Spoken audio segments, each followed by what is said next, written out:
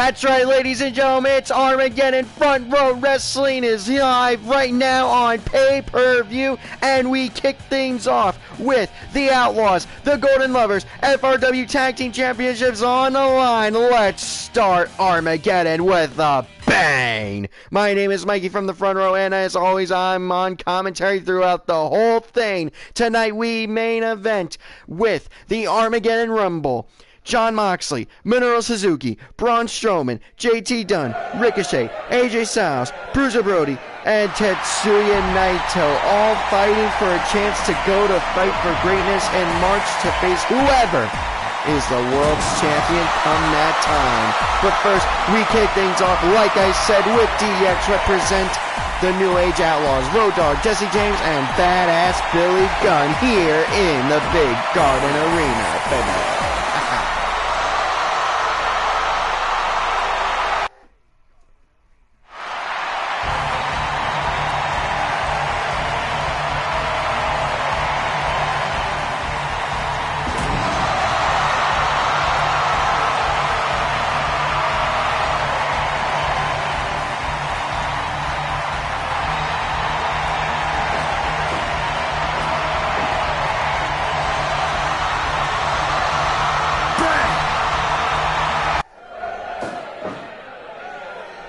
Road Dogg starting things off for his team, as is Kenny Omega for his own.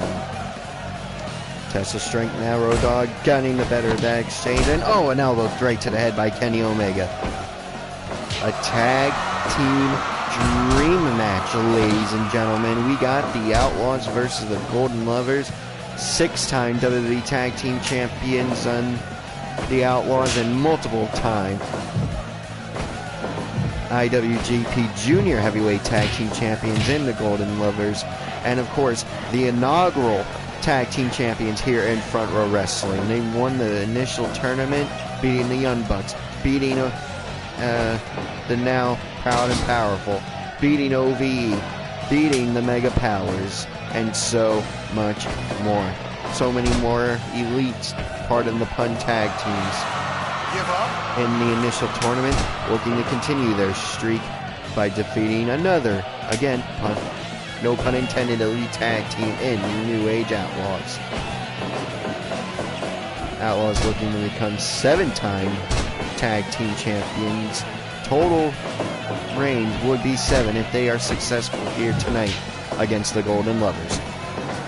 Bushi now, sending Road Dogg right to the... And a beautiful, oh my god, spike hurricanrana, dropping Road Dogg right on his head. Road Dogg seems to be fine, though a little bit shaky, able to have all the ring awareness of the world, to know where he is and to still be gone, and a poke to the eye by Road Dogg. Beautiful snapmare by the Road Dogg to Ibushi, down, tagging in Omega, does Ibushi, and a suplex into the ring, does Road Dogg bring Omega. Oh, beautiful arm wrench, twisting his arm. Now in Omega's corner, no! Omega responding with a DDT to the Road Dogg, Jesse James. Beautiful power slam by the Road Dogg, Jesse James. Road Dogg, yes he is going to tag in the Badass Billy Gunn. Billy Gunn and Omega are technically the powerhouses of their respective teams. I mean, Omega for G1 now 2 years ago bulked up a lot to survive the field that was coming in, and of course to be the wrestler that he felt Ibushi deserved in the finals when it was to come. Now, shot for shot, an FRW staple, and Billy Gunn wins in that exchange. Goes to the rope for a running elbow drop, excuse me. Now tagging in Ibushi, does Omega. Badass Billy Gunn has nothing to do with Ibushi, tagging in the Road Dogg, who follows Ibushi to the outside after throwing him out. But Ibushi comes right back in, and another poke to the eye. How is referee tag? Oh, hold on, ladies and gentlemen, a small package. Oh, no. Not even a 1 count before Ibushi kicks out. I'm surprised referee Takrima has let not 1 but 2 pokes to the eye go from Road Dogg. I don't think he'll be able to do many of those before referee Takrima calls for the disqualification, but hey, there's referee discretion here in FRW, so what do I know?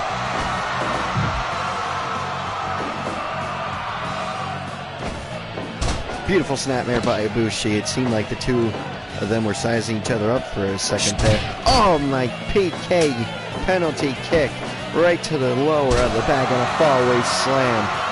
Billy Gunn looked right at Ibushi when he dished the fallaway slam to Omega, saying, hey, my back's fine. And oh, but his head might not be after that spike hurricanrana from Omega 2. No. Billy Gunn kicks out.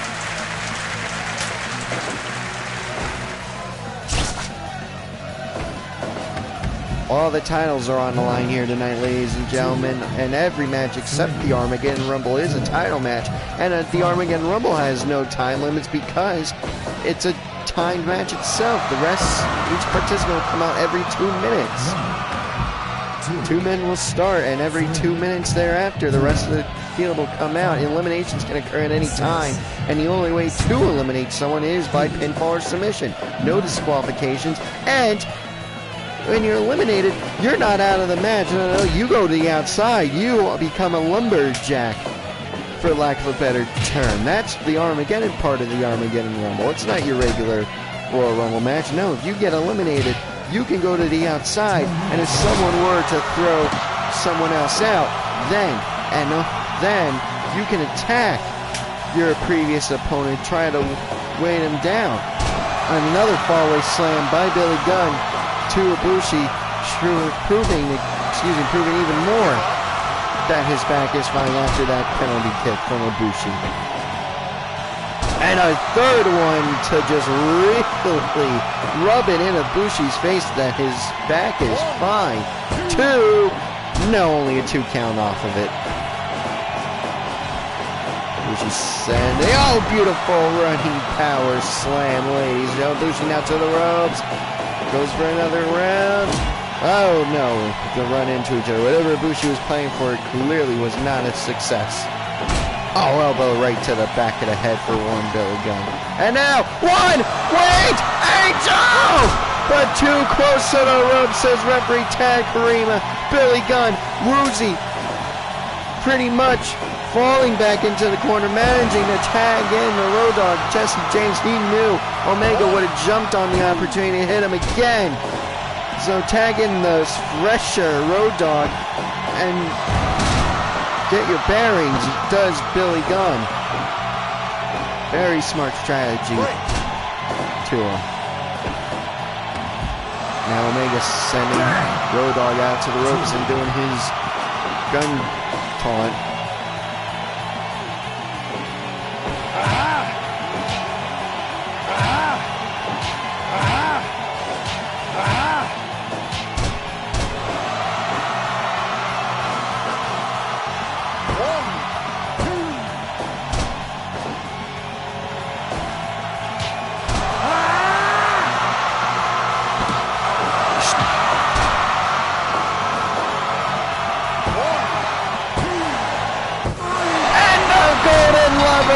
Win! The Golden Lovers win!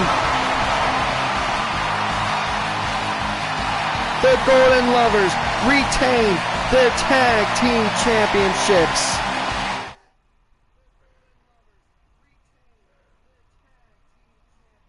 With a Kamigoye from Kota Ibushi. What an amazing move. What an amazing match. I know it says 66%, but you know what? For these two teams, it was exactly what I expected. A good back-and-forth tag team match. Wait a second, ladies and gentlemen! Tama Tonga has gun-stunned Kota Ibushi! What the hell? Tama Tonga is in the ring! Tama Tonga has gun-stunned Kota Ibushi! Omega with a surprise face! He doesn't even know what to... Tonga Loa pulls him down off the apron! Omega hits face first on the apron. Tonga Loa now with shot after shot after shot. And now just kicking Omega down. Ibushi trying to crawl up. Tama Tonga pretty much asking why. What are the Gorillas of Destiny doing out here? Oh, not another gun stun to Kota Ibushi by Tama Tonga. Tonga Loa bringing Omega into the ring. Irish whip into a gun stun for Omega as well. What are the Gorillas of Destiny doing out here? They made their debut alongside Jay White, but they were a losing effort. What are they doing out here? Jotto's never too far behind with the Gorillas of Destiny. Jotto now threatening with the kendo stick. Getting the FRW Tag Team Championships. Heading into the ring and giving the tag titles to G.O.D. What are they doing out here? What is the Bullet Club team doing out here?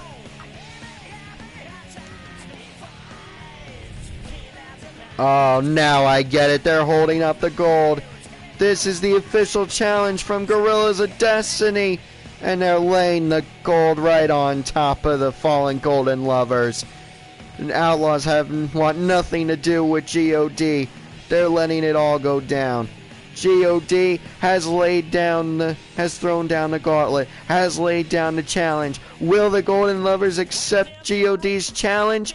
Only time will tell, and hopefully we will have the answer coming this Wednesday on episode 19 of FRW TV. But for now, we gotta continue on with this pay-per-view. We gotta continue on with Armageddon.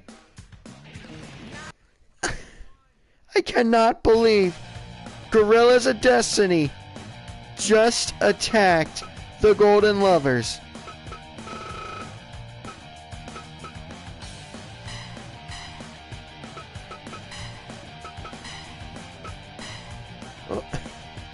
Like I said, moving on to the Women's Championship match here, ladies and gentlemen. Asuka versus Kairi Sane.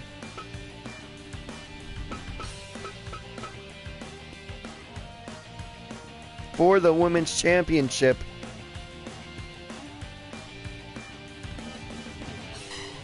Referee Roxanne Winter now coming out to officiate this match.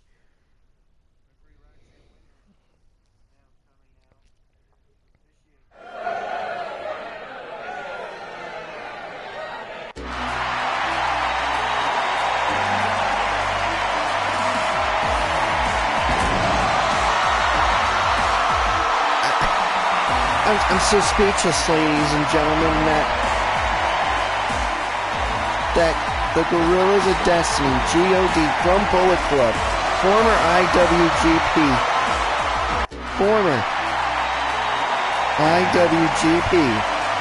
Heavyweight Tag Team Champions,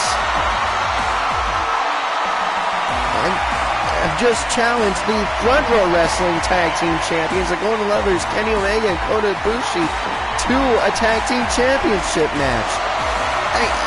You would think that match, if the Golden Lovers accept, would go down at February's pay-per-view, End of the Beginning. I mean, you would think it would go down there, but who's to say the Golden Lovers would even accept? Like I said, I'm going to have to focus on that in episode 19. There's a women's match going on for the Women's Championship. Kairi Sane and Asuka are going to prove why they are some of the best in the world when it comes to women's wrestling, if not all of wrestling. And I'm too busy focusing on the tag team division, as Asuka had Kairi Sane in the Boston Crab for a short time, but Kairi Sane breaking out of it. I should be focusing on the women's division right now, and I promise I will from now on. For the duration of this match, I should say. And a beautiful headlock takeover by Kairi Sane to Asuka. Oh, punch right to the midsection for one. Asuka, and an elbow right to Asuka's head from Kairi Sane. Right to the jawline. A figure four modified leg lock by Kairi Sane to Asuka, who responds in kind with a suplex. And also responds in kind with a modified figure four leg lock of her own. It was kind of a mix of a figure four leg lock with a single leg Boston Crab. Kairi Sane now back on the offensive, back in control, but Asuka kicking her off. And another single-legged Boston Crab figure 4 leg lock. Kairi Sane again managed to break out of it into another headlock, take over her own, but too close to the ropes, says referee Roxanne Winter. Beautiful suplex by Kairi Sane, the Pirate Princess. You know, she's going to be looking for her insane elbow. Of course, Asuka's going to be looking for her Asuka lock. Oh, beautiful pinning combination. Only gets a 1 count, though. Asuka, the only wrestler, the only competitor here in FRW to be the 2nd champion in all the divisions. I mean, Vader is the original world's champion. The Golden Lovers are the original tag team champions. I mean, sure, Jay George is the 2nd champion, but that was because of a vacancy from JT Dunn, so he can compete in the Armageddon Rumble later on tonight. Asuka is the only champion to win her championship, to be the 2nd champion, I should say, by defeating the previous champion.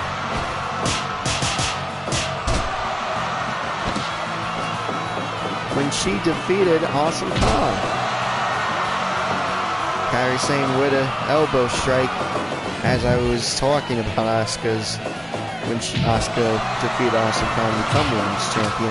And Asuka responding in kind with a flurry of kicks and a beautiful flying splash, but too close to the ropes for the pinfall to be made.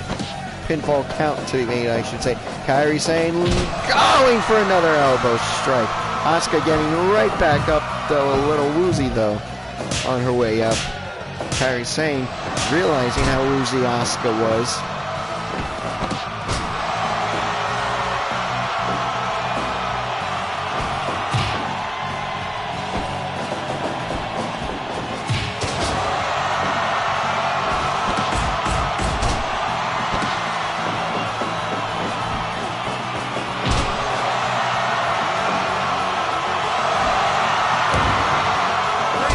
Too close to the ropes as referee Roxanne Winter again off the insane elbow by Kairi Sane.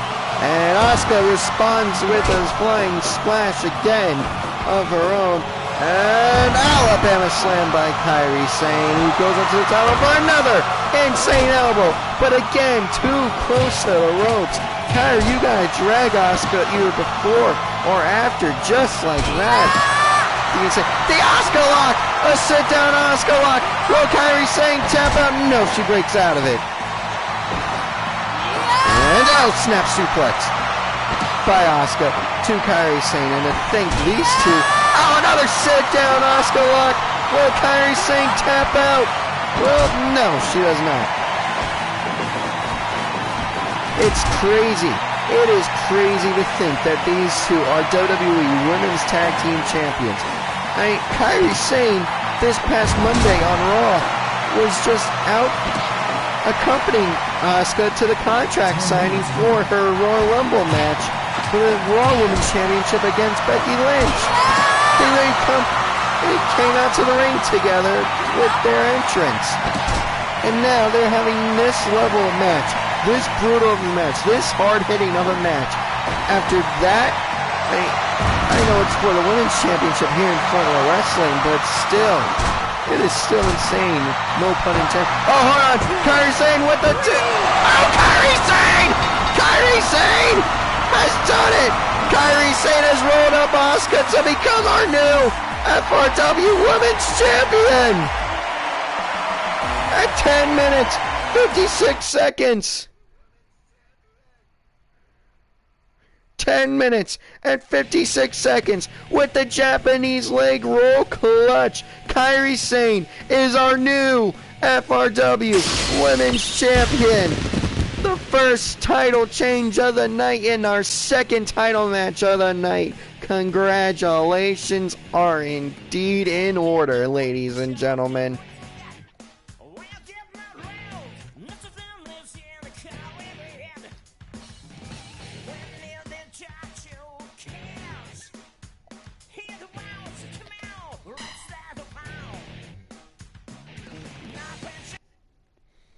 Well, after the shock of God, after the shock of a title change, we roll on, ladies and gentlemen. No stopping for a breath.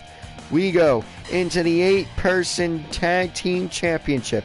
Okada, Tomohiro Ishii, Will Ospreay, and Shinsuke Nakamura defend against Team Tanahashi. That consists of Hiroshi Tanahashi, Juice Robinson, the legendary Jushin Thunder Liger,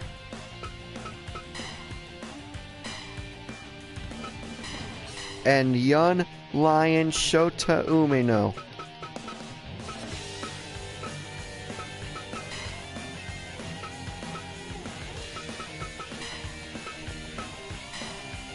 These 4 men qualified after defeating DX contingency of Triple H, Shawn Michaels, Chyna, and X-Pac this past Wednesday on FRW episode 18 to become the #1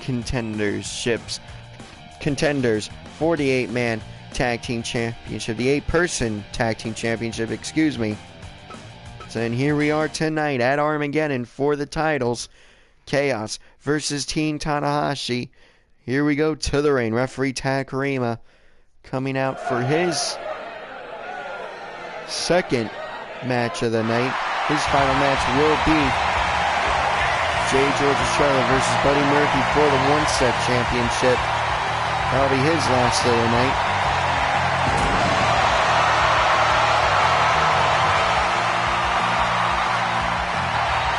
Unless Roxanne Winter volunteers herself for that match, which I'm sure she will.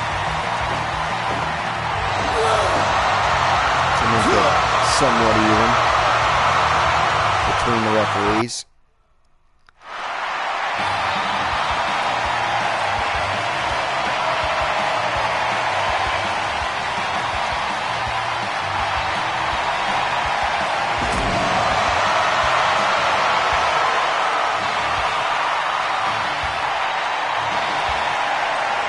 Tanahashi has had phenomenal matches. Tanahashi alone has had phenomenal matches against all 4 of Chaos, of the Chaos team, led by Okada. Shota Umino looking to prove himself against all 4 of the Chaos contenders. And oh, isn't that great? Isn't that just perfect? This match starts off with Okada versus Tanahashi. Think of how many times these two have went to war in the Tokyo Dome and beyond. I mean, they opened up G1 this year, ladies and gentlemen. They were the main event of day 1 of G1 of Block Action at Dallas, Texas. It was Okada, Tanahashi, and they almost went to the draw, ladies and gentlemen. But in the end, Okada started off his huge winning streak, and Tanahashi, showing how much faith he has in Shota Umino, tags him in to go against Okada. This may be a future Wrestle Kingdom match, ladies and gentlemen. This may be a future match for the IWGP Heavyweight Championship, as will this pairing of Ospreay and Umino. You never know what championship these two might fight over in the future. But Umino, I guess, I don't think he means it as any offense to Ospreay. I think he was thinking, if I can't have the best, and the best being Okada in his eyes, then I don't want it. So he tags in the legendary Jushin Thunder Liger, who, you know, Ospreay has no problem with going one-on-one with. And Liger with a power slam of his own to Ospreay, followed up by the chin lock to Ospreay, but Ospreay managing to break out of it. Who tags in Shinsuke Nakamura, the artist known as Shinsuke Nakamura, who picks Liger up for a suplex facebuster. Up, shot for shot, Liger with the shotes, Nakamura with the right, and Nakamura goes down after a third shote. Now Liger tagging in Juice Robinson. Nakamura's got to look out for the left hand of God. that Juice Robinson is known for hitting.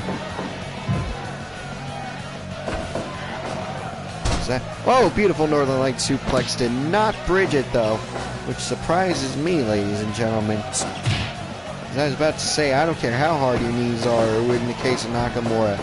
If you get hit with the left hand of God, you're usually going to be down for the count. And now, a guillotine headlock, ladies and gentlemen, but Robinson finding a way to break out of it.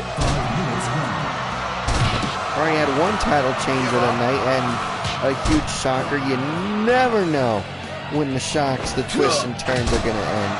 We might have new 8-person tag team championship holders here in this match if Team Tanahashi gets away with the win. And now here's a match here's a pairing I was looking forward to when Tanahashi's team won over DX this past Wednesday on FRW TV. This match right here, Ishii versus Juice Robinson. Let's go! Only one count, though, gets Ishii on Robinson. Now Robinson tagging in Tanahashi, and these two haven't had many meetings in the past, but they have had enough to go, whoa, this is going to be exciting.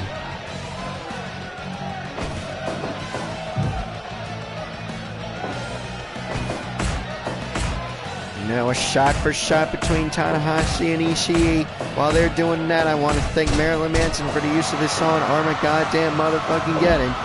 And the original name of the pay-per-view was going to be that, and keeping theme with the song, but we decided just use the song and change the name of the show to Armageddon. So either way, we thank you, Mr. Manson, for the use of your song. Yeah, back to this match at hand.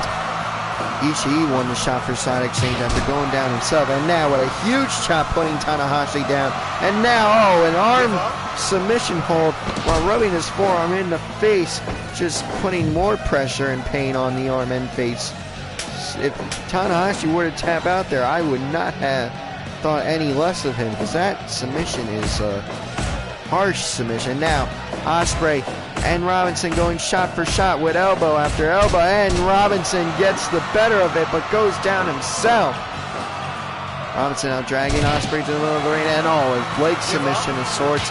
Ospreay managed to break out of it with a punch right to the face. I believe it was just the bottom part of the fist.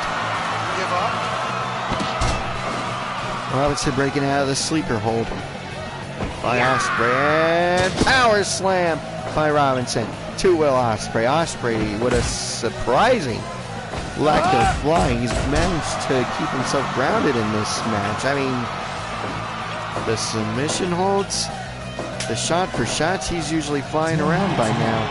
I mean, that's his style. I mean, maybe he would thought going against 4 people. I'm sure you got 3 tag partners with you, but going against 4 people, all probably watch tape to find any counter they can. It's actually brilliant strategy the more I think about it, and he doesn't do the flying yet. Oh man, Okada and Liger. Okada before January 4th and 5th, Liger's retirement matches had an "I'm sorry, I love you" moment by hitting the Rainmaker on the Liger in a very touching and sad moment, because we knew the end was near.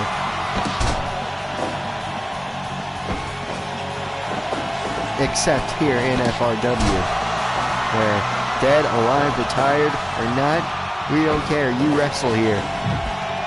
We allow all comers.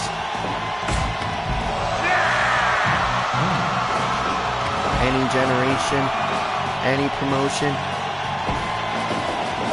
any era. Like I said, dead or alive, retired or not, I don't care. You're good, we think we're good, we think you're good. We'll sign you to a contract somehow, some way. Liger is the best of the best. Now a headlock by Shota Umino. Umino had if not on his way to being legendary Okada for a good couple seconds.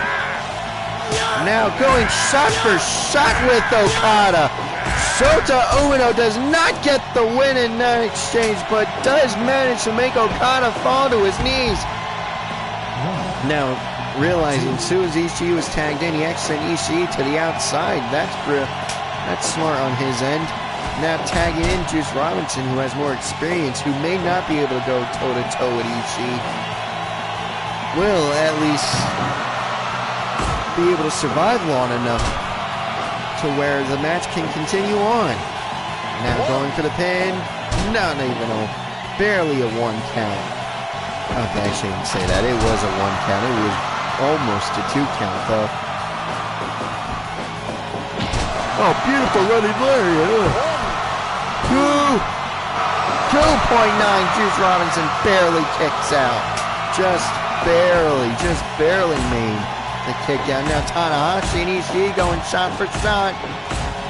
If anyone, you see, as I was going to say, if anyone's going to beat Ishii in a shot for shot back and forth deal, it's going to be Tanahashi in this match. But of course Ishii, oh, what a slap to the face by Tanahashi to Okada. A pairing I have not seen in this match, and I'm surprised he hasn't gotten a blind tag over someone whenever Tanahashi is in the ring, is of course Nakamura. Okada and Tanahashi were the generational rivalry. Who's the ace? The old ace or the ace to be? Past versus present. Nakamura and Tanahashi were the yin and yang of New Japan for a while. They were the Rock and Austin. They were the Bret and Shawn. They were the... Well, the Hogan... maybe not the Hogan Macho Man, but you know what I mean. They were each other's equal and each other's biggest rival for a long time. It's only just recently that Okada has reached the level and status that Nakamura once did. I guess Nakamura's gonna, well, he's going for the pin now and gets a 2 count. I guess he's gonna want to make Shota Umino, torture him a little bit to get Tanahashi frothing at the mouth. Because Tanahashi understands young lions get the short end of the stick. They get a shit treatment because that's them paying their dues. He understands that. But there is a limit for when it comes to, in Tanahashi's mind, I should say. There is a limit to ribbing and hazing and paying your dues. And Nakamura knows that. Nakamura knows the more of a hell that he puts Uno through. At 2.9, Shota Umino almost pinned Shinsuke Nakamura. As I'm putting over the fact that Nakamura is trying to torture Umino to get Tanahashi to either run in or at the very least get Umino to tag Tanahashi in. And Umino almost pins Nakamura. Nakamura not gonna get cocky there. Tagging in Will Ospreay, and Umino tags Liger in kind. A junior heavyweight dream match. I don't care how many times it's happened in the past. It's a dream match no matter what, ladies and gentlemen. And with a rolling kick from Liger hitting Ospreay. Ospreay's down for the time being. Meaning he's going to pick him up. Now shot for shot. Shote elbow. Shote gets the win over the elbow. Ospreay's down. Liger picking him back up after dragging him to the ring. Oh! 3 Shotes to the side of the face in a row. Liger's got the pin. 2.9. 2.9. Ospreay has Liger up for the Starbreaker.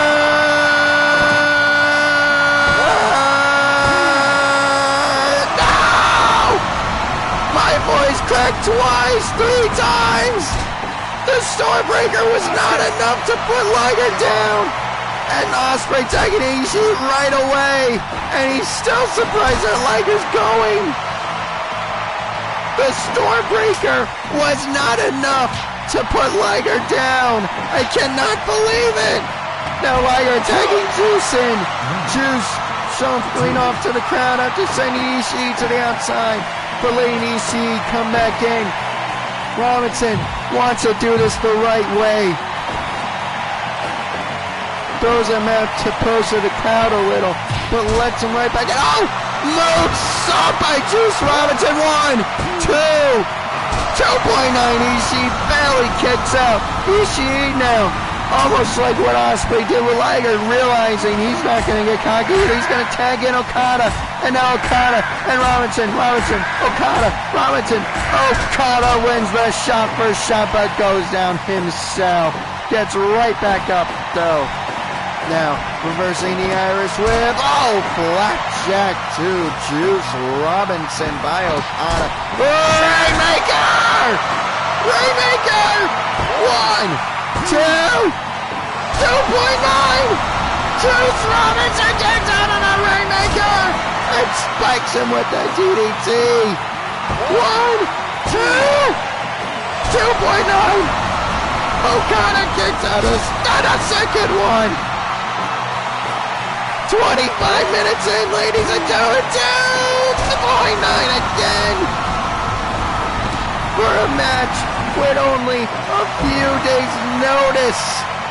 These two teams are fighting each other like they've been fighting for years. I know some of them have been one-on-one action, but it's like these two exact teams have been fighting for years over this one championship.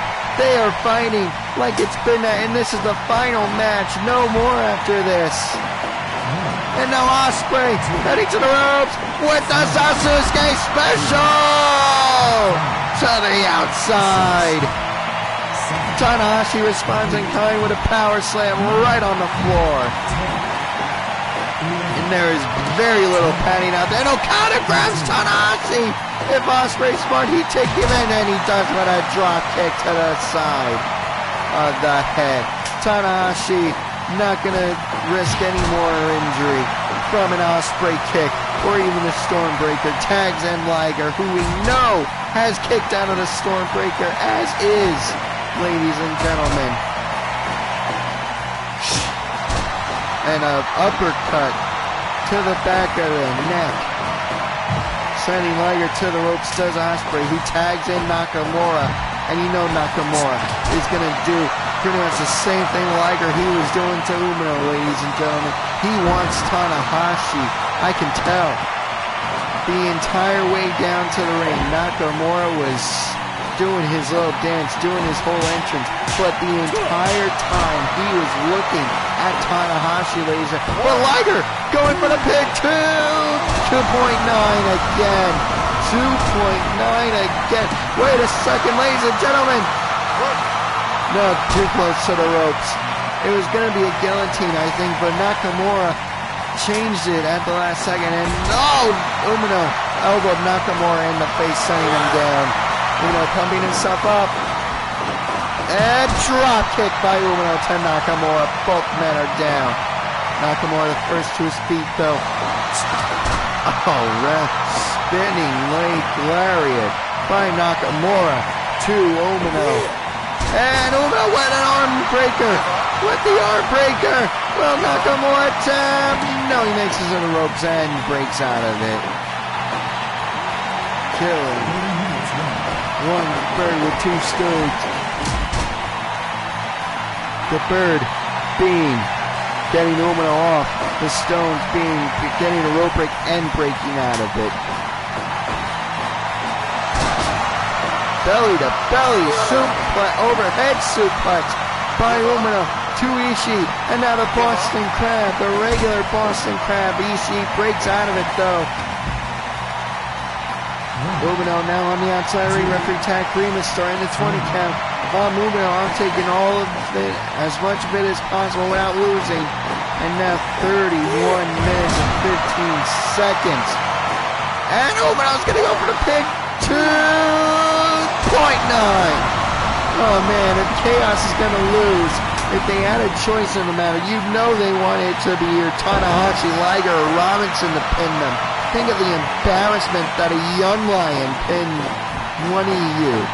Think of that embarrassment. The guy who's still in training. And Tanahashi with a Styles Clash. Shout out to AJ Styles, who will be seen later tonight. And he gets the 3 with it. Ladies and gentlemen, 2 title changes in a row. We have new FRW 8-man tag team champions of the world. Oh man, ladies and gentlemen, while we set up for the Morte Championship match. Oh man, ladies and gentlemen, I'm gonna go get myself a drink of water or a drink of something for my voice. I cannot believe we have 2 new champions in one night. Oh man, ladies and gentlemen, a brief intermission while we get the ring set up for Cactus Jack versus Nick fucking Gage for the Morte Championship barbed wire death match. It's up next, ladies and gentlemen.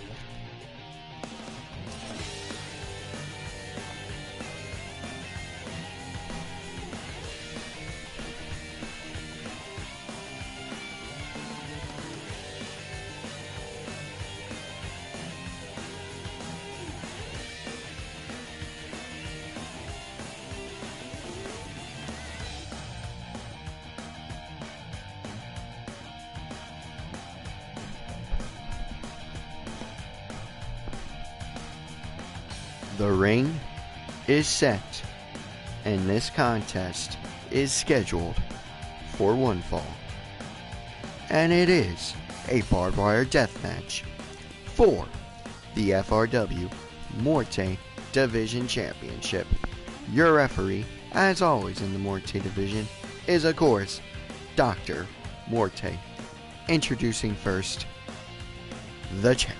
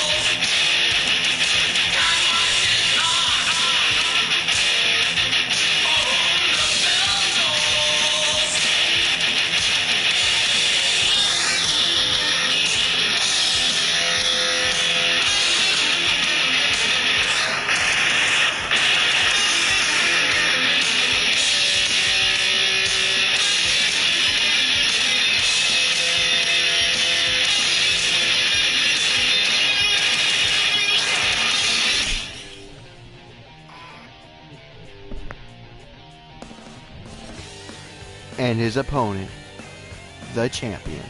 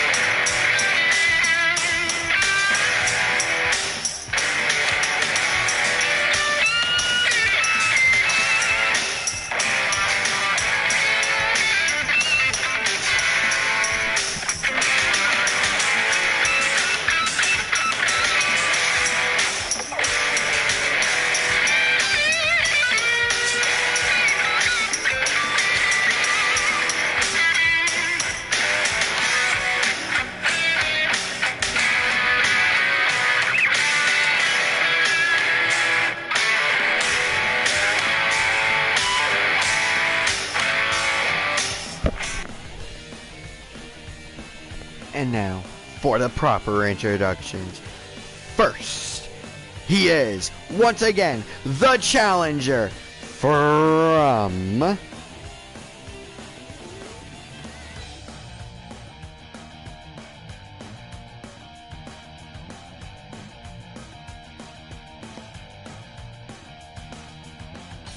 National Park, New Jersey. He is representing MDK all fucking day.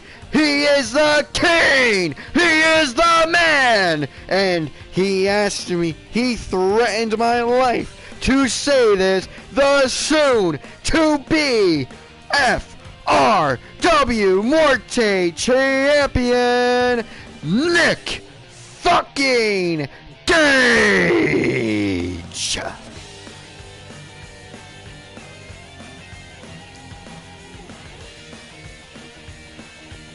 And introducing his opponent, once again, the champion from Truth or Consequences, New Mexico.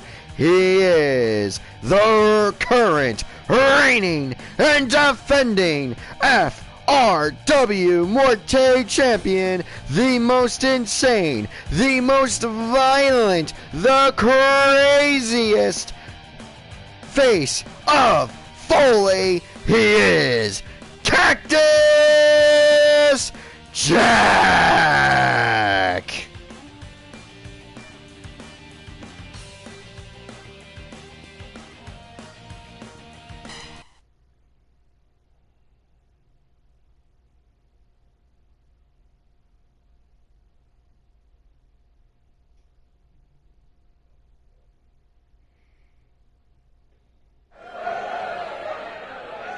Fight!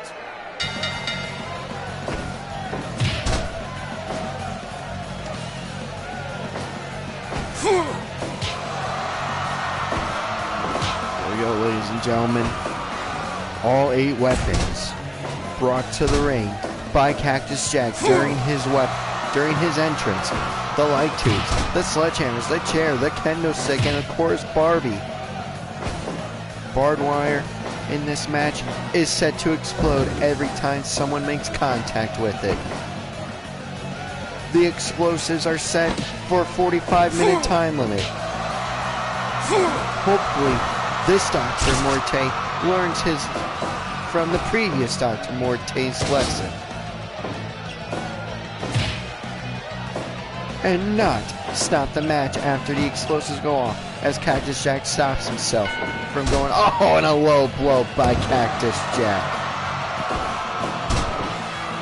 Snapmare by Nick fucking Gage. And that is not a joke, ladies and gentlemen. He really did threaten my life to introduce him as the way I did.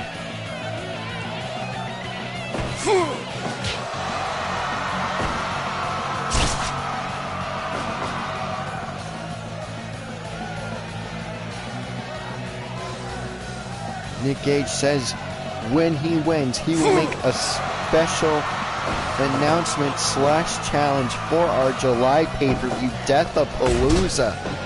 if he were to win this match, he's going to make a challenge and an announcement for Deathapalooza coming up in July. He said even if somehow, someway he doesn't win the match, he will make this challenge because he doesn't need the championship to face this person, and he has a real good feeling that this person will accept his challenge / announcement.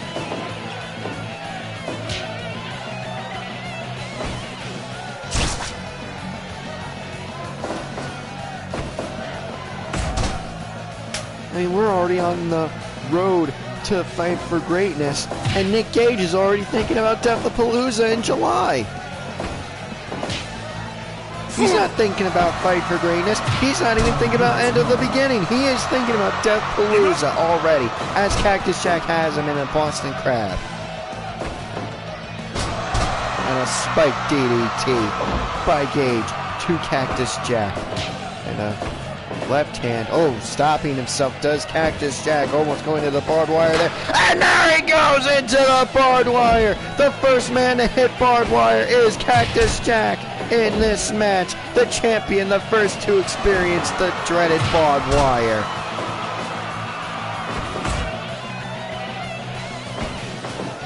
Cactus Jack. Oh, and again into the barbed wire. Cactus Jack. And again in the barbed wire. Nick Gage now going for the pin. One. No, only a 1 count. Cactus Jack has defeated Jimmy Havoc, Casanova Valentine, and so many other in the original tournament to crown the first ever champion. He's been through it all. He's strangled his opponents to get the win in the past. I mean, to win the championship, he strangled his best friend, Terry Funk. And the only person that could restrain him was the franchise Shane Douglas of the Rebellion. And then, in the match against Casanova Valentine, it couldn't be done. Cactus Jack could not be restrained. Being winner. And there it is again. He's choking him again. He's trying to strangle Nick Gage, and Nick Gage pokes Cactus Jack in the eye to get him off. And now figure 4 leg lock by Nick Gage. Cactus Jack already busted open. Nick Gage electing to go shirtless in this match. He's fine with hitting the barbed wire shirtless. He's fine with taking the explosive shirtless if he has to become the FRW World Champion. Oh, man. There it is, as I'm saying it. He takes the barbed wire. The mandible claw! The mandible claw! Well, Nick Gage, no. Cactus Jack elects to let it go for some reason. And now Gage responding in kind. You want to slap the mandible claw on me? Here's a couple fists for you. And all into the barbed wire again goes Cactus Jack. 10 minutes have passed in this match. 35 minutes to go until the explosion goes off. Another mandible claw by Cactus Jack. Nick Gage again being let go. Cactus Jack and another mandible claw. Will he do it this time? No. Cactus Jack is toying with Nick Gage with those mandible claws. He knows he can win. And in the barbed wire again goes Cactus Jack. Cactus Jack knows that he can win this match with a mandible claw, but he's letting Gage go just to inflict more pain and more damage. Another strangulation! The strangulation! Nick Gage again with the poke to the eye. Ow, right to the eye in response, and double arm DDT by Cactus Jack, and now he has the light tube. And right to the midsection. Does not break the light tube though. He's thinking about it. But Cactus Jack forced to drop it as Gage tries to Irish whip into the barbed wire, but Jack stops himself again. And the double bird by Nick Gage in response. Saying, you ain't hitting me with that fucking light tube. His words, not mine. 2.9. Oh, Nick Gage coming oh so close. Oh, Hold on. A choke slam by Nick Gage. The Cactus Jack is in. 2, 3. Nick Gage has defeated Cactus Jack. Nick fucking Gage is our new Forte champion. That's 3. Count 'em, 3 title changes here tonight at Armageddon.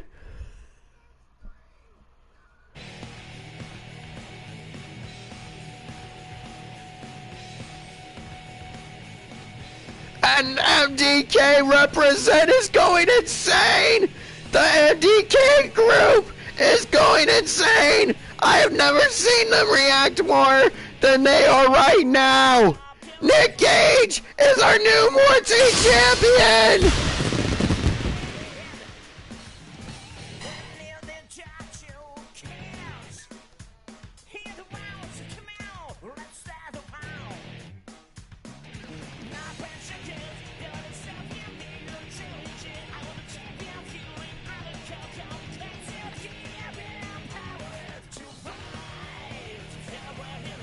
Oh, for Pete's sake, use her name.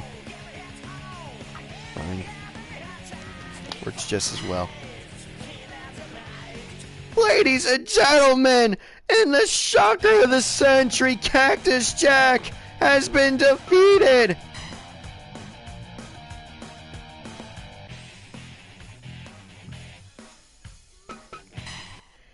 And now we move on to our final 2 championship matches, ladies and gentlemen. Roxanne Winter has volunteered her services for this next matchup.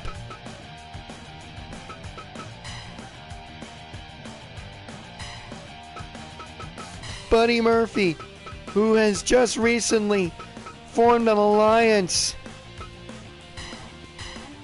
with Seth Rollins and the AOP.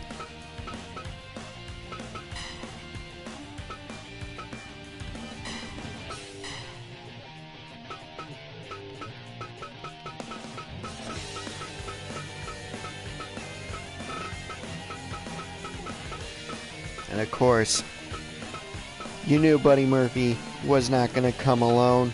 I'm surprised Jay George has elected to come alone. Buddy Murphy coming out with all 3 of his new faction mates in Seth Rollins, Akam, and Razor. As soon as I find them.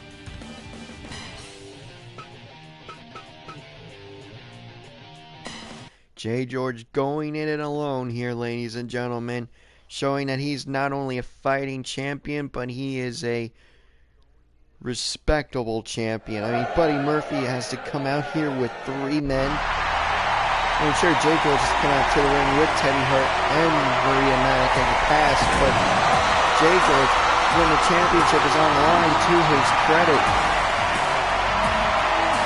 has come out alone for a title match, and we are really going to be seeing Buddy Murphy coming out with Rollins and AOP.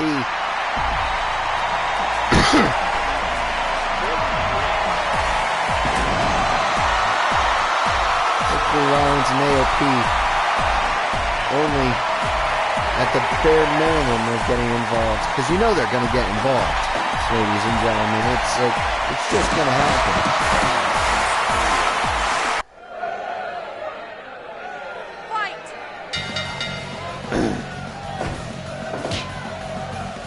Sorry, John, I don't know why I'm ready.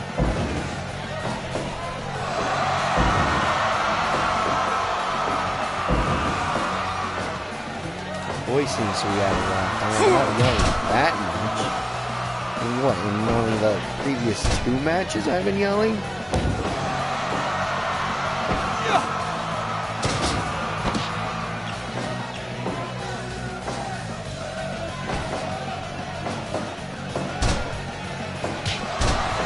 George has the height advantage. Not by much, but he does have it here in this match. Great. Say winner saying the pin was too close to the ropes. So she will not be counting it for either men.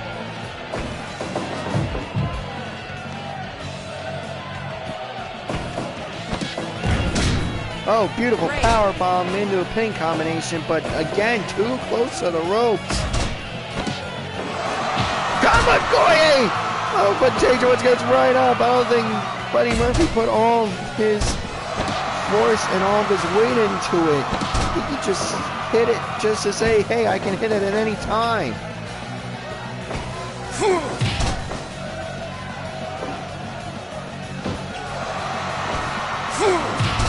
Oh, double axe handle. Right to the upper back of Jay George. Now an STF leg submission hold. Jay George managed to break out of it.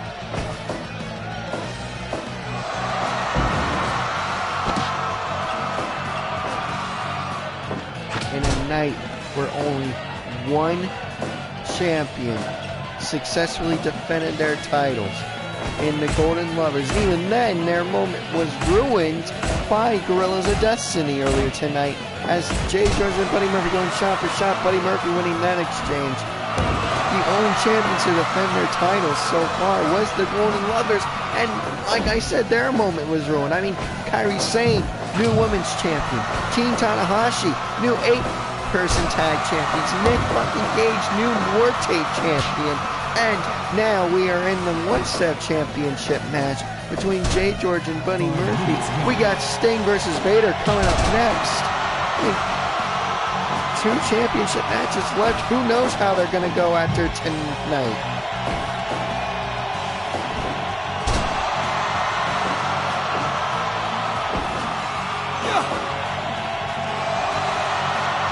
Stalling suplex by Buddy Murphy, Jay George, and Jay George gets right back up.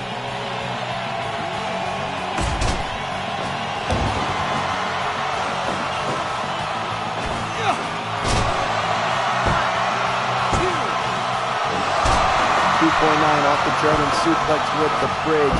Almost had a new look. And now, Jay George with the second, and he's going more, and he hits the third amigo. 3 amigos by Jay George to Buddy Murphy. And now, Jay George, Hurricanrana, but no, reverse into a powerbomb. 0.9. 2.9 off the powerbomb pinning combination. And, oh, man.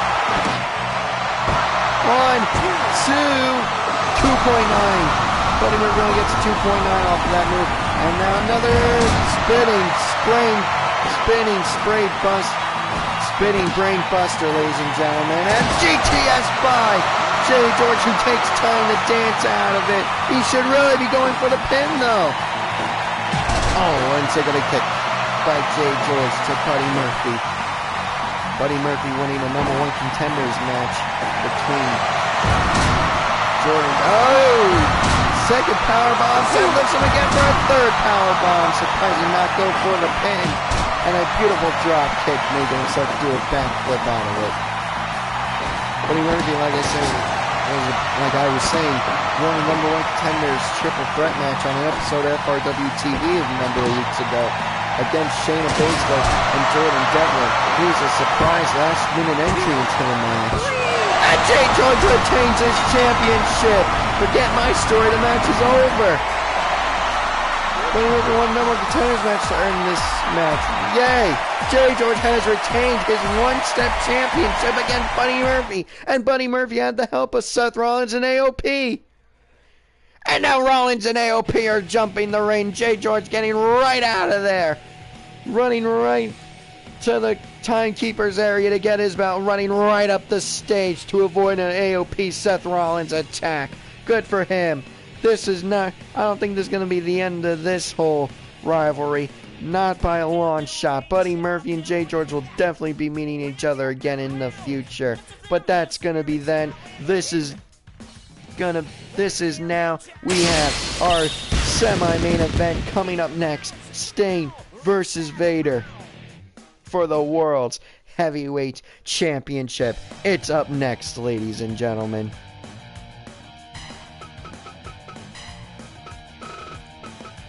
Blaze Greenfield now making his way to the ring. He will be refereeing the final 2 matches tonight. This match for the world's title and, of course, the Armageddon Rumble.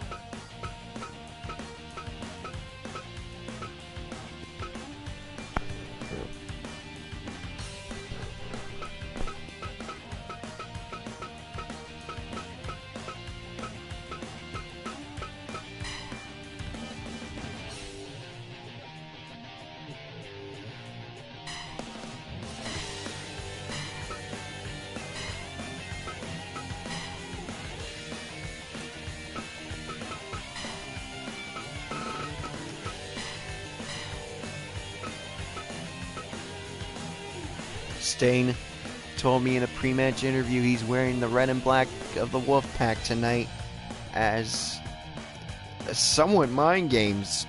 It's kind of like Deadpool saying the bad guys can't see me bleed because he knows how hard Vader hits. He might get busted open in this match, so with the red face paint, it's going to be harder to see. And it's to match Vader's colors. It's almost like a show of respect, he said, by wearing the red and black as well as Vader.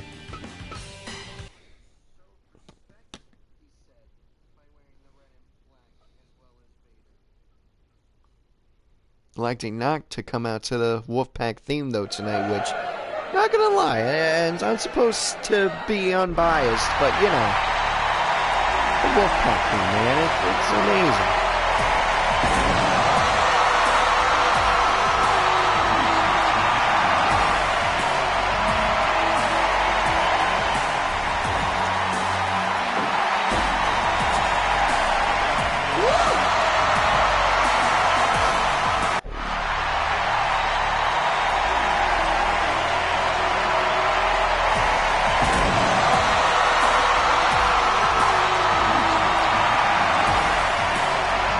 Vader said he wanted his 2 greatest rivals to have a one-on-one match to determine the next #1 contender. And I let him have it. So he made the call to Sting. He made the call to Stan the Man Hansen, Stan the Lariat Hansen. Stan and Hansen had a phenomenal match on FRW TV a number of weeks ago to determine the #1 contender. And as we all know, Sting, after a 3rd lock-in of a Scorpion Deathlock, finally got the win over Stan Hansen. And now we are here after the Pick Your Poisons, after the tag team match where these 2 had a team. After all the matches of teaming with some of the Armageddon Rumble participants, we have finally arrived here at Armageddon, January the 18th, Saturday, January the 18th, for the world's title. Vader, Sting, it's on.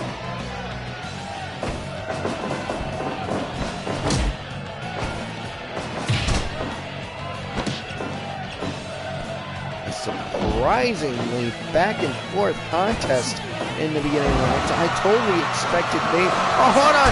Sting already going for the Scorpion Deathlock, but too close to the rope, says referee Blaze Greenfield.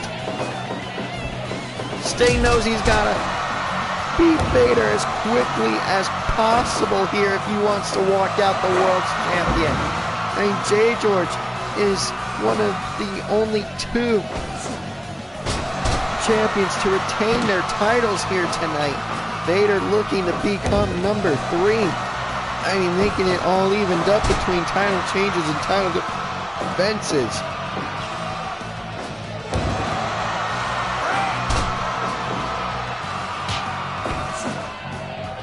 Sting with a power slam, sending Vader to the outside. You can see our foreign commentators, our other language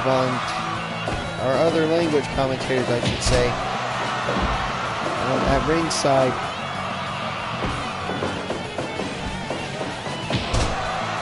Beautiful lariat tribute to Stan there, does Vader.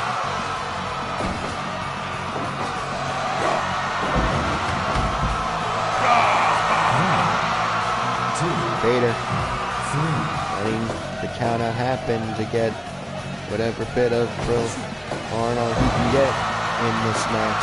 And now Sting with a second Scorpion Deathlock. Will Vader tap out? Will Vader tap out? No, he will not. Vader now sending Sting to the ropes. Oh, and a Luthes press. You know that's even more devastating when it's Vader doing it to you. Oh, Vader missing with a lariat in the second round. Oh, now going shot for shot. Vader with karate chops, Sting with regular knife edge chops. Vader winning that shot for shot and then follows up with a splash. Only gets a 2 count though.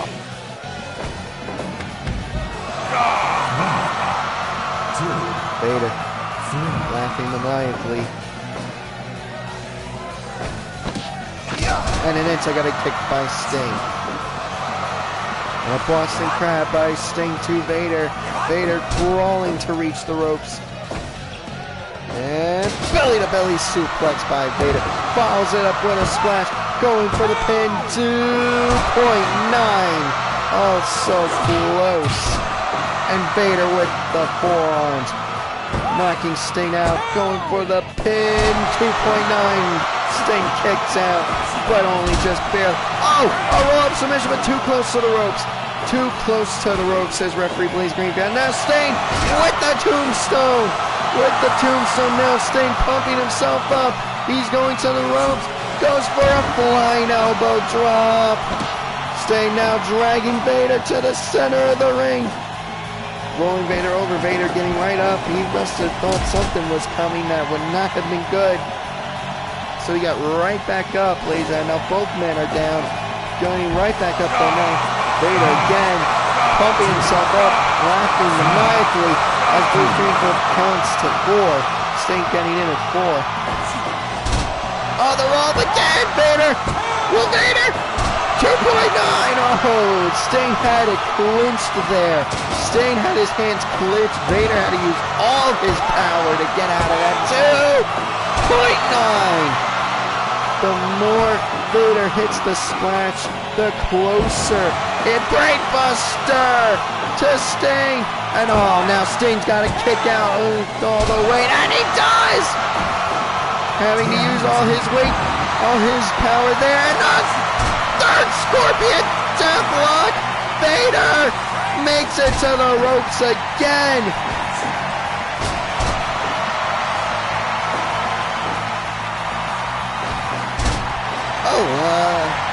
I don't know what that was, but I believe Sting couldn't capitalize on whatever it was due to Vader's weight, and Vader taking the advantage! Oh, hold on, ladies and gentlemen, that was a little too close! That was a little too close, ladies and gentlemen. Oh, man! What? Did Sting kick out, or... referee Blaze Greenfield said it was a 3, but... Oh man, that was a little too close. But ladies and gentlemen, I don't think this is going to be the end between these two. I think there's a rematch in the future for these two as well. Hold on. Gorillas of Destiny are out here again. Gorillas of Destiny are out here again.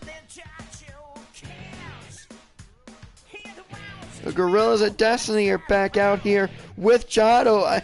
Didn't we see enough of them earlier tonight when they attacked the Golden Lovers and laid down the challenge for the tag titles?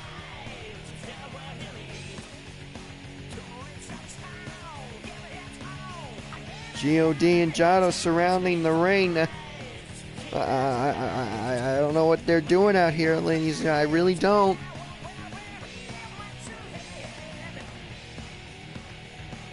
Vader, Sting rolling out of the ring.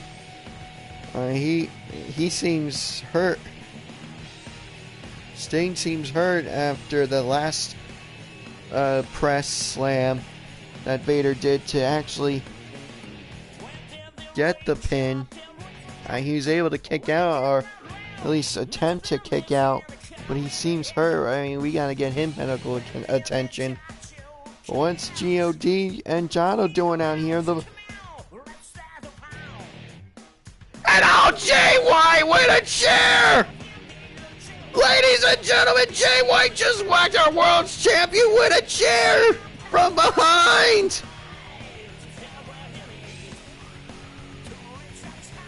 Former IWGP Heavyweight Champion, former IWGP Intercontinental Champion. Switchblade Jay White has smashed Vader with a chair. And he can't, oh, he's hitting him again repeatedly. Oh my God, will somebody stop him? Oh my God, is that why God and John are out and surrounding the ring? Are they there to stop anyone trying to stop Jay White? Oh my God, oh, the chair's broken now.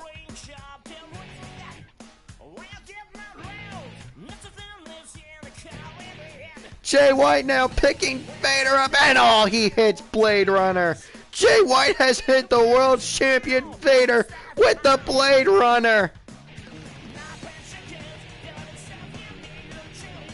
What is Jay White doing? Is he gonna lay down a challenge for Vader now too? Yeah, he picks up the belt and he too sweets it and does the cutthroat of the switchblade and lays the belt down on Vader. Oh my God, you gotta be kidding me. Jay White has laid down the challenge, ladies and gentlemen.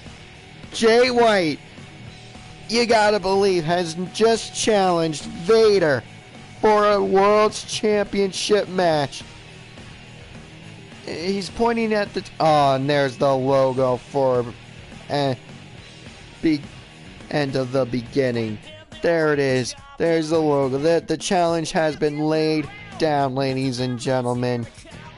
Jay White has just challenged. And now Bullet Club heading out the same way they came in, through the crowd. I cannot believe Jay White just attacked Vader from behind.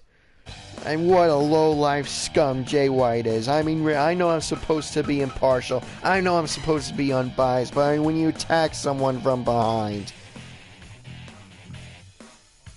it's just the lowest of the low, ladies and gentlemen. I'm sorry. Jay White... ladies and gentlemen, we gotta move on from that. Can we please get Vader and Sting medical attention, please? They both seem hurt. I mean, and Vader, well, at least Vader is starting to get up.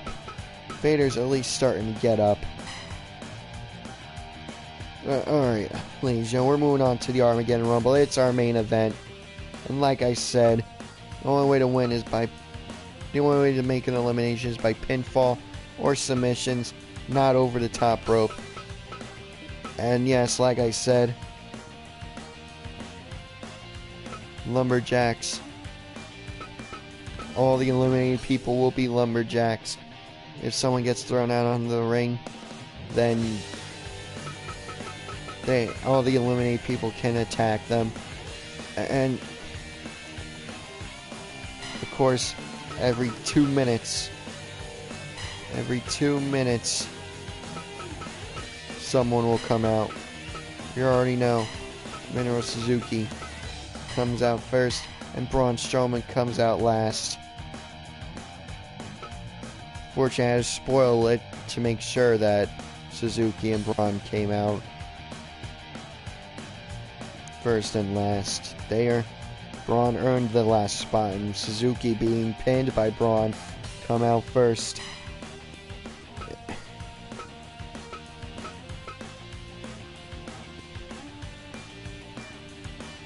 Let's go to the match. It's the Armageddon Rumble. It begins now.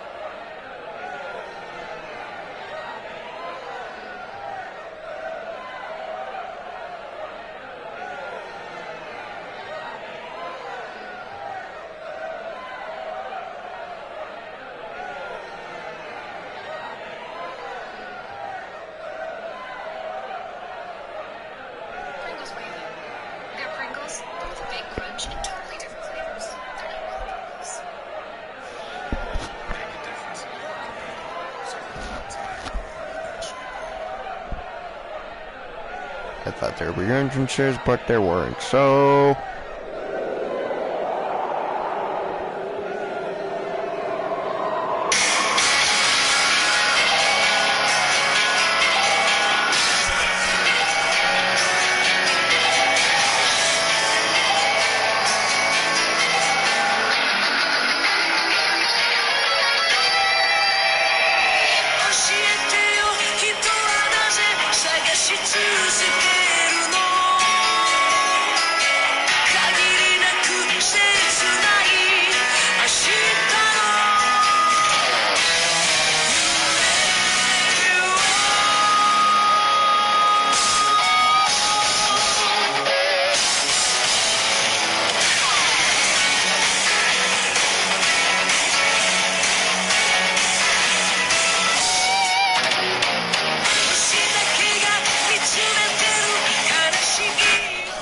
Introducing the first entrant in the Armageddon Rumble from Yokohama, Japan.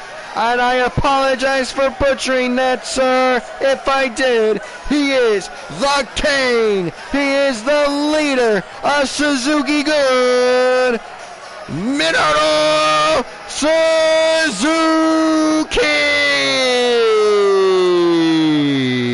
Yeah.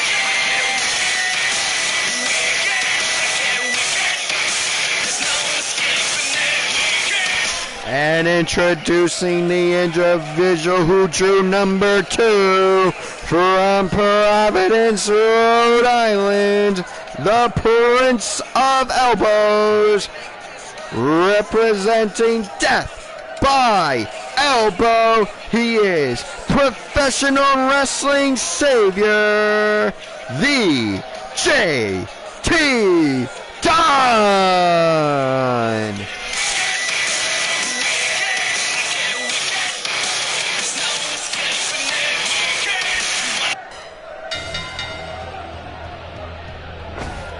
And here we go, ladies and gentlemen. Introductions are out of the way. Suzuki, JT Dunn, kicking things off here in the Armageddon Rumble. Only way to win.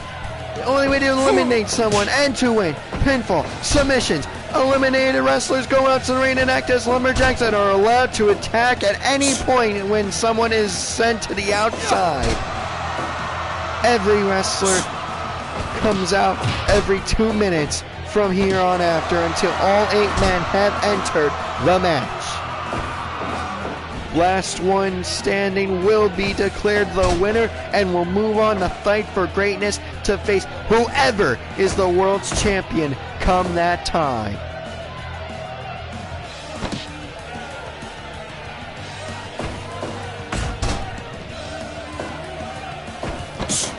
And Suzuki, you know he's mad that he has to enter first. And there comes the man who drew number 3. He is the one and only Ricochet.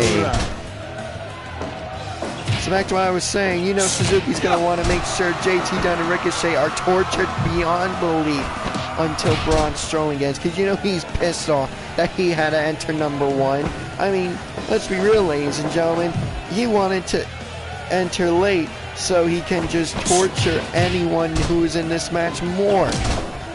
But at the same time, you gotta believe Suzuki is happy that he drew number 1. He was just pissed that Braun Strowman pinned him. Because you know, Suzuki just wants to torture people in this match. I mean, sure, becoming number 1 contender for Fight for Greatness and the world's title down the road is a goal I mean, I think Suzuki's goal, no matter what, is just to torture people. I mean, he'll work together with you. And the person who drew number 4 in the Armageddon Rumble, the phenomenal AJ Styles. AJ Styles, you gotta wonder what his mindset is, that his Bullet Club brethren made appearances tonight. That being G.O.D., Gorillas of Destiny, Tama Tonga, Tangaloa, Jado, and Switchblade Jay White all made an appearance here tonight, attacking the tag champions and the world champion respectively.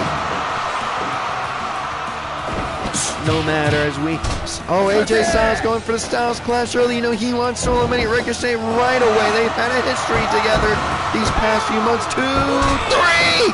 Ricochet is the first to be eliminated. Well, ladies and gentlemen, I said Lumberjacks. I don't think Ricochet wants to be a Lumberjack. He wants to just head to the back. And the person who drew number 5, John Moxley. Moxley joining the fray now here in the Armageddon Rumble. Only 1 elimination so far in Ricochet. Now down to 7 people, 3 to come out still.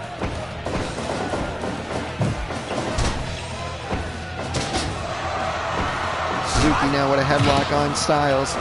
JT Dunn in control over Moxley. Now JT Dunn has Moxley in a submission hold, but Moxley managed to break out of it. Suzuki of a submission hold of his own. Rock takeover by Suzuki to Styles. Styles managing to break out of it. JT Dunn with a reverse STO. Moxley managed to break out, and now the person who drew number 6, Bruiser Brody. Bruiser Brody drawing number 6 in the pickings, which means Tetsuya Naito and Braun Strowman are the last 2 to come out. Tetsuya Naito will be next. As we all know, Braun Strowman earned his spot to come out last.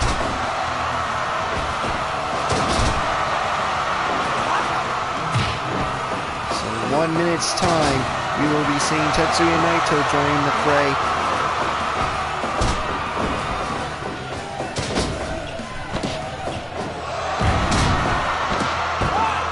JT Dunn looking up. No, Suzuki kicks out at 2 from a Batista Bomb-like move. Oh, now Moxley and Brody were about to trade shots, but they decided to team up on AJ Styles for a short time.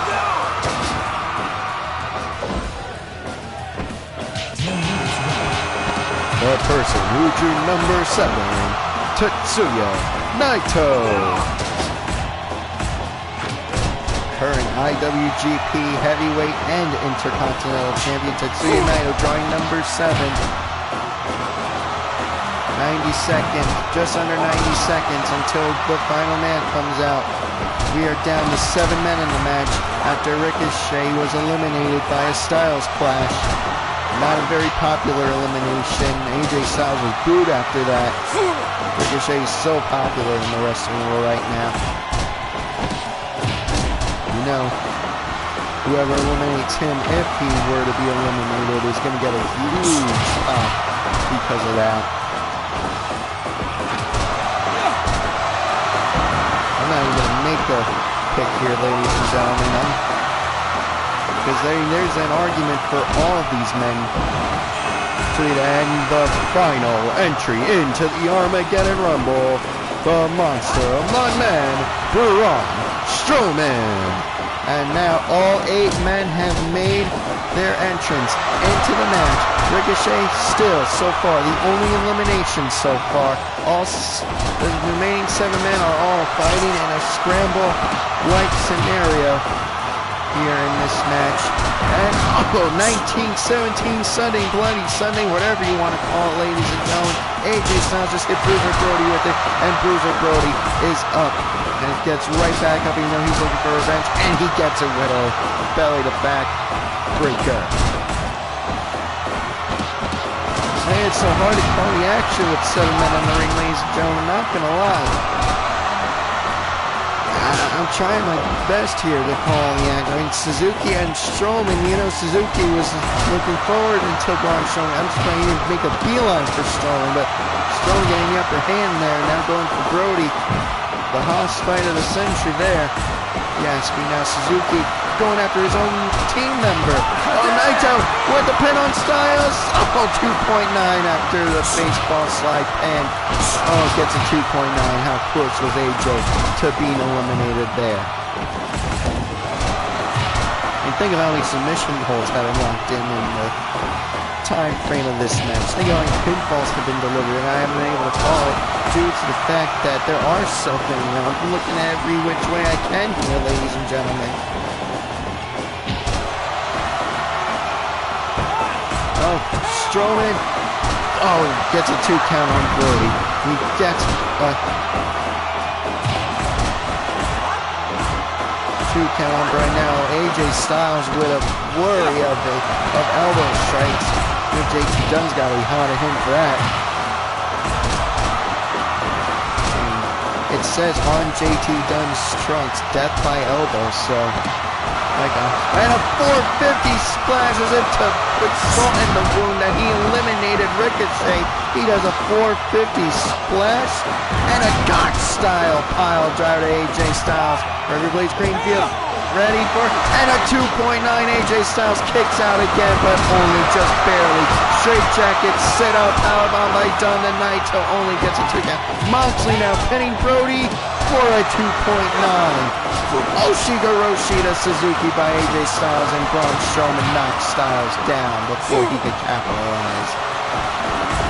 Moxley, well, for a second there was the only one down. Everyone else was standing and fighting. And now a cross-arm breaker by Suzuki to Brody.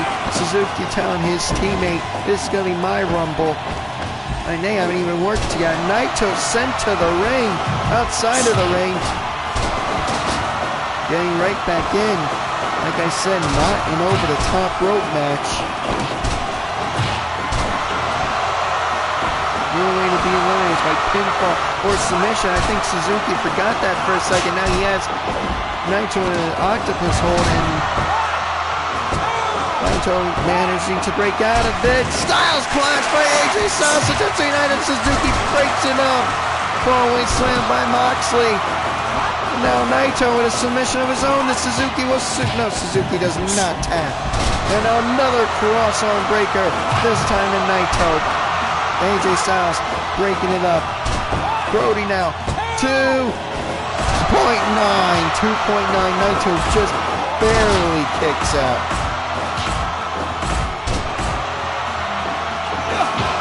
Oh man, ladies and gentlemen, I expected it, don't get me wrong, but the action is so fast-paced.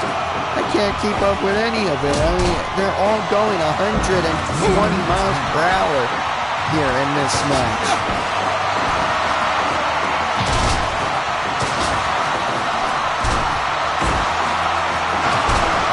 Super kick. AJ Styles super kicks Naito. He knows how. And but he missed him. Naito moved out of the way. I don't think he realized AJ was going for it. He just moved. Oh man, he got extremely lucky there.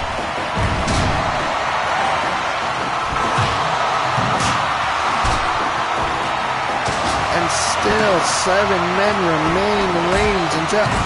Oh, flying leg drop. But Suzuki picks AJ Styles up, so Moxley missed. And now another flurry of elbows to Moxley by AJ Styles, and Braun Strowman breaking it up. JT Dunn taking comfort in the small window that he has to catch his breath. And there are too close to the rope, says referee Blaze Greenfield on that submission hold Naito had on Suzuki, excuse me.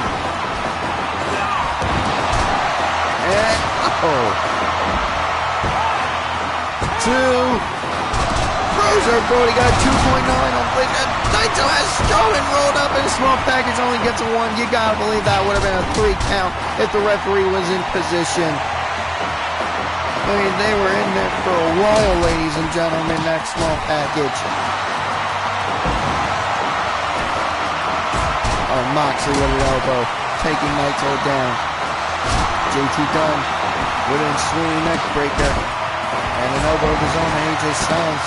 Someone showing Moxley how it's done.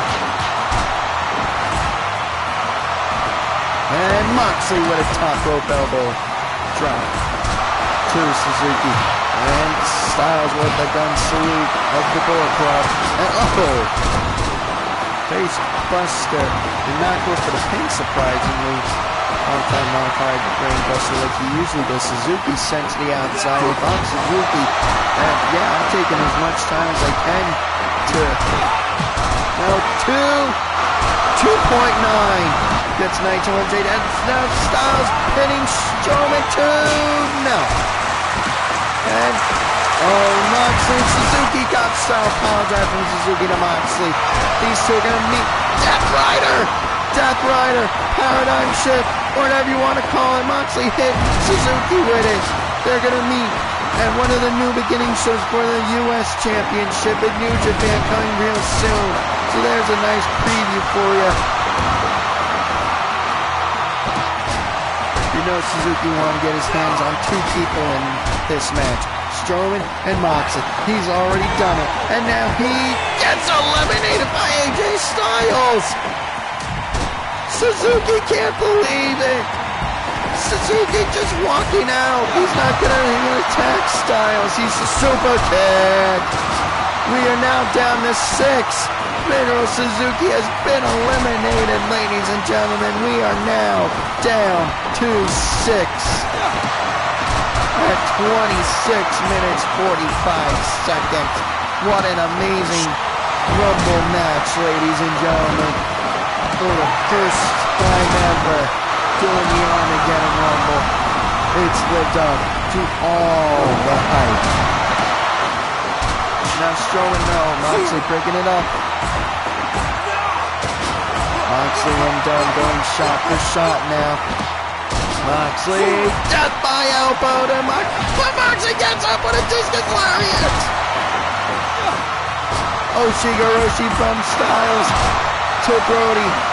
Styles is the only man to get an elimination in this match. And JT Dunn eliminates Moxley. Jon Moxley has been eliminated. We are now to super kick. We are now down to 5. Cruiser Brody, Tetsuya Naito, AJ Styles, JT Dunn, Braun Strowman. One of these men will go to fight for greatness. And there goes Naito. We are now down to 4. Tetsuya Naito has been eliminated.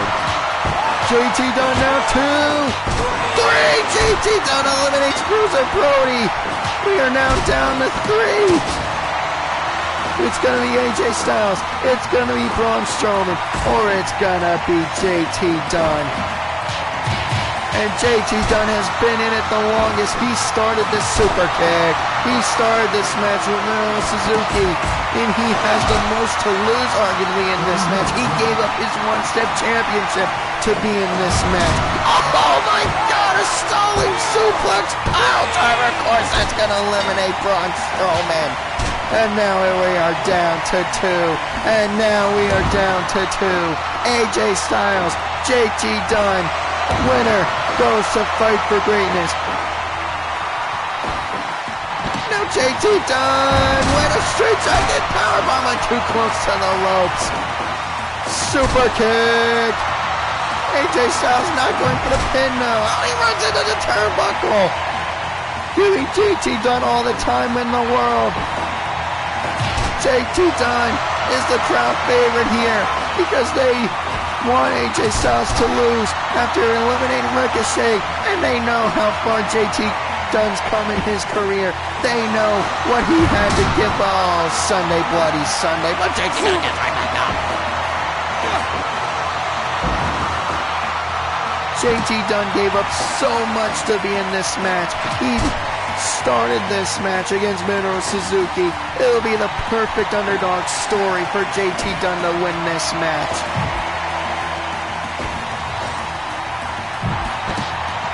And what a perfect opponent, what a perfect villain for JT Dunn in this story, in this underdog story. The best of the best in his mind and a lot of people's minds in AJ Styles, the guy who's probably the most hated man in FRW for eliminating Ricochet. And Minoru Suzuki, the two favorites in the fan survey earlier tonight before the show started. It was Ricochet and Suzuki, the two favorites to win this match. But now the fans are all behind JT Dunn. They want JT Dunn to win this match. They have officially adopted him as their guy. And a hurricanrana by AJ Styles. This is now a one-on-one match. JT, oh no. Styles reversing whatever Dunn was thinking of doing. Now 450 splash to the back. And going up to the top rope again for a second 450 splash. Is the book closing? Are we not going to get a happy ending in the JT Dunn? JT Dunn, oh well, running lariat to Styles. And Bloody Sunday again, spiking him that time. JT Dunn again, wait a second! Straight jacket powerbomb! JT Dunn! JT Dunn has won the match! JT Dunn has won the first ever Armageddon Rumble. He's going to fight for greatness to face whoever the world's champion is. Ladies and gentlemen, this has been FRW Armageddon. My name is Mikey from the front row, and congratulations to JT Dunn and to all the new champions that were crowned tonight. Thank you. We'll see you on Wednesday for FRW episode 19.